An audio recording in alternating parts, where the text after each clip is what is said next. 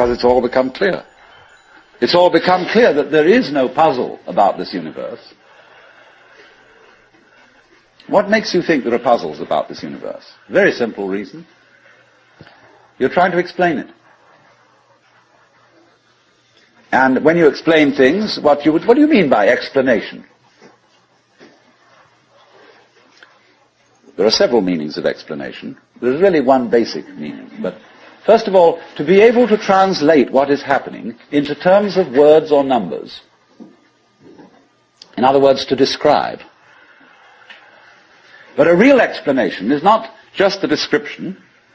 It's a description which enables us to control what we are describing.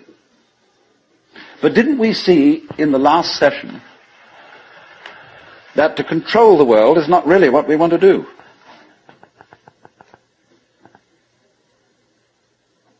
So that if all explanations have as their function enabling us to control things, then maybe an explanation isn't what we wanted. And furthermore, you can very simply see that what makes things complicated is explaining them. When somebody explains to you how a flower works, and he's a great botanist, and analyzes all the innards of a flower, and shows the channels, the fibers, the processes of reproduction, and so on that go on in it, everybody stands fascinated. See how complicated that is. How clever God must have been to create that flower, to have all that complexity going. It isn't complicated at all. It's only complicated when you start thinking about it. Because the vehicle of words is a very clumsy one. And when you try to talk about the processes of nature, what is complicated is not the processes of nature, but trying to put them into words. That's as complicated as trying to drink up the ocean with a fork. It takes forever. And so this intense complexity that we see in everything is created by our attempt to analyze it all. And so what we do is, you see, when we analyze, we use our eyes and ears as scalpels. And we dissect everything. And we have to put a label on every piece we chop off.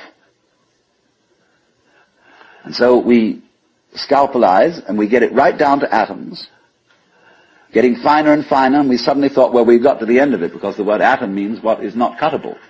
Atomos. But then we found we could cut the atom. And lo and behold, big fleas had little fleas upon their backs to bite them.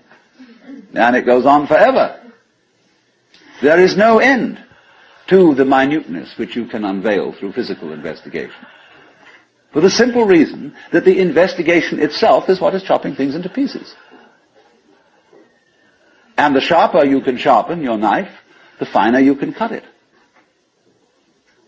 And the knife of the intellect is very sharp indeed. And the sophisticated instruments that we can now make, well, there's probably no limit to it. But in a way, all that is vain knowledge. In a way. Because you see, what it does is, it gives you the illusion that you've solved your problems. When you have controlled certain things, and you have solved certain problems, practical problems, you say, fine, more of that, please. Let's go on solving problems. And then you do. And you create a world of people, as we are today, far more comfortable than people who lived in the 19th century. Just remember the troubles of going to a dentist when you were children, or some of you when you were children, of medicine, of badly heated homes, of all sorts of things that we don't put up with anymore. But the problem is we keep running into this thing that all constant stimulations of consciousness become unconscious. And when we take it as a matter of course to have certain comforts, then we switch the level on which we worry.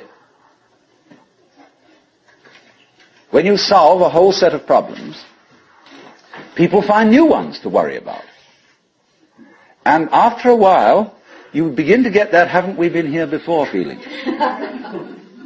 Aren't we just going round on a cycle and doing the same old thing over and over and over again because we don't realize that we're chasing our own tails?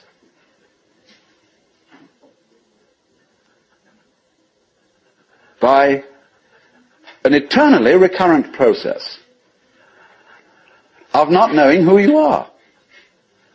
That is the hide and seek. That is the nature of what the Hindus call the Manvantara and the Pralaya, the period of the Manvantara in which the worlds are manifested, and the period of the Pralaya in which the worlds are withdrawn from manifestation. In and out, in and out. Evermore came out by the same door as in I went. And the thing is, to get to the point where you can see that you are doing that in every moment of your existence, with every tiny little atom of your body, you now, at this minute, you see, are the whole system of inning and outing. In other words, you often think perhaps, maybe a long, long time ahead, I shall reach the point where I wake up from manifestation and overcome the world illusion and discover that I am the supreme reality behind all this diversification. My friends, there is no diversification.